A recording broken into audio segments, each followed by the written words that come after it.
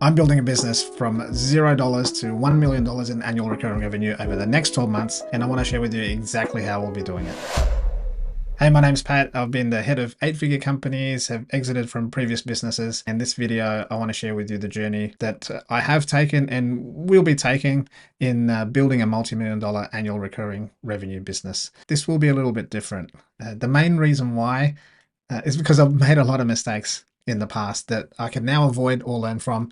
And who knows, this startup may not get to the levels that I'd want it to be, but I'm confident that we'll get to a decent target without burning ourselves out. As I said, the thing that I'm most mindful of this time around is the mistakes that I've made from previous businesses. Now I've picked out a few key things that stand out the most from my experiences, which include, number one, I spent way too long in ideation phase, meaning I got stuck trying to figure out if an idea would work or not before starting it or even just putting it aside. Number two, wearing too many hats in the beginning of my business journey. Yes, there's a lot that you have to do yourself, but you don't have to wait too long to get other people involved. And at some point, your time becomes worth more than the tasks that you're doing. Number three, I invested too much time and money in business assets and really in things that I didn't need to have. I'm talking about spending time and money on marketing or websites or tech or agencies when it's not really the right time or it's not always necessary. Now, there are a couple of smaller things that I would do differently. And there's three main ones. Knowing what the end goal is, avoiding building a business that I couldn't scale beyond one person and sell, having a business without a big enough margin so that didn't allow you to reinvest. So with that in mind,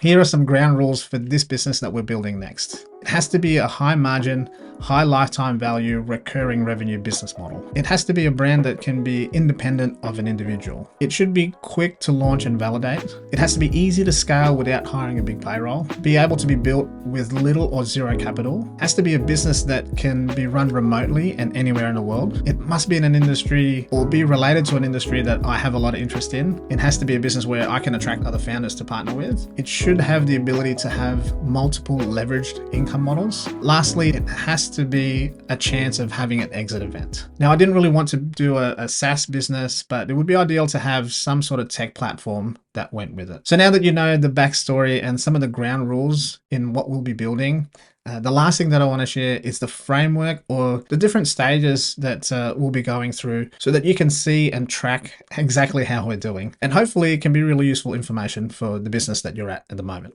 So these are the stages that we're building this new venture with, and there's 10 of them. Number one is the ideation phase, validation stages, building the team, prototype, MVP, first users or first customers, the adjustment or any pivot, revenue, scale, and number 10, the end goal. So with that said, I'll share more in the next video, and that will include some of the stages that I've checked off so far, and I'll update you on the progress and where we are exactly in the journey. And I'll tell you what type of business we're actually building. So if you want to follow along, please hit that like, subscribe button, turn on your notifications so you don't miss anything, and I will see you in the next one.